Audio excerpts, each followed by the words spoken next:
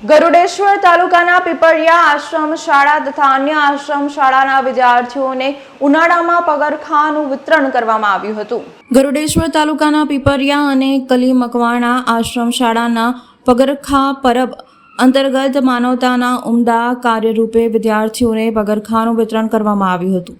માંગરોળના વતની મહેન્દ્રભાઈ પટેલની પ્રેરણાદાયક ઉપસ્થિતિમાં આયોજન કરવામાં આવ્યું હતું। કાર્યક્રમમાં કુલ 190 વિદ્યાર્થીઓને પગરખાં આપવામાં આવ્યા હતા।